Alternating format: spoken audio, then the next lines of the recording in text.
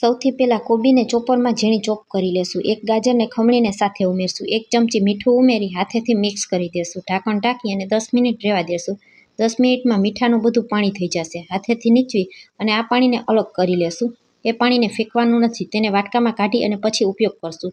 હવે ખમણેલી કોબીમાં 1 ચમચી dark soya sauce, 1 ચમચી રેડ ચીલી સોસ, 1 ચમચી ટમેટો કેચઅપ, 1 ચમચી મરી પાવડર, 1 ચમચી કાશ્મીરી લાલ મરચું પાવડર, 4 ચમચી મેંદાનો લોટ અને 4 ચમચી કોર્નફ્લોર ઉમેરી બધી વસ્તુને હાથેથી મિક્સ કરશું. મિશ્રણ જો તમને ઢીલું જણાય તો ફરી પાછું 1 ચમચી જેટલો કોર્નફ્લોર અને મેંદાનો લોટ તમે ઉમેરી શકો છો. આ રીતનું મિશ્રણ તૈયાર થઈ જાય એટલે 1 ચમચી જેટલું મિશ્રણ હાથમાં લઈ તેના નાના નાના લુવાવાળી તૈયાર કરી લેશું. જરા પણ ક્રેક ન રહે એ રીતના લુવા તૈયાર કરી લેવાના. હવે 2 ચમચી કોર્નફ્લોરમાં કોબી નીચવેલું પાણી હતું તે ઉમેરી ચમચીથી મિક્સ કરી લેશું. ગાંઠા ન રહે ત્યાં સુધી તેને મિક્સ કરવાનું. તેલ ગરમ કરી તૈયાર કરેલા મંચુરિયનના બોલને તળી લેશું. ધીમા તાપ ઉપર મંચુરિયનના બોલને તળવાના, જેથી કરી અને વચ્ચેથી કાચા ન રહે.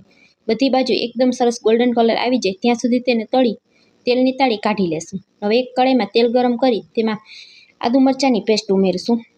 ત્યાર પછી ઝીણા સમારેલા કેપ્સિકમ ઉમેરશું. ઝીણી સમારેલી લીલી ડુંગળી ઉમેરશું. બધી વસ્તુને તેલમાં સાંતળી લેશું. થોડી ચોપરમાં ચોપ કરેલી કોબી ઉમેરશું અને તેને પણ તેલમાં સંતળાવા દેશું. 1 ચમચી ડાર્ક સોયા સોસ ઉમેરશું. 1 ચમચી રેડ ચીલી સોસ ઉમેરશું અને 1 ચમચી ટામેટો કેચઅપ ઉમેરશું. ફરી પાછા બધા મસાલાને અડધી મિનિટ સુધી સંતળાવા દેશું. કોર્નફ્લોરની સ્લરી તૈયાર કરેલી હતી તે ઉમેરશું.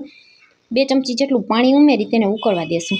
1 ચમચી લાલ મરચું પાવડર ઉમેરશું અને ત્યાર પછી અડધા કપ જેટલું પાણી ઉમેરી ગ્રેવીને એકદમ સરસ ઘટ થઈ જાય ત્યાં સુધી ઉકાળી લેશું. હવે તળીને રાખેલા મંચુરિયનના બોલ્સ ઉમેરી દેશું અને બધી વસ્તુ એકદમ સારી રીતના મિક્સ કરી લેશું. 1 મિનિટ સુધી મંચુરિયનને થવા દેશું. 1 મિનિટમાં મંચુરિયન છે તે બધી ગ્રેવી સાથે એકદમ સરસ મિક્સ થઈ જશે. ઉપરથી લીલી ડુંગળીના પાન ઉમેરશું અને લીલા ધાણા ઉમેરી ગરમા ગરમ મંચુરિયનને સર્વ કરશું. તો તૈયાર છે હોટલ અને રેસ્ટોરન્ટના ભૂલાવી દે તેવા ડ્રાય કોબીનું મંચુરિયન. રેસિપી પસંદ આવી હોય તો વિડીયોને એક લાઇક કરજો અને ચેનલને સબસ્ક્રાઈબ કરવાનું ના ભૂલતા.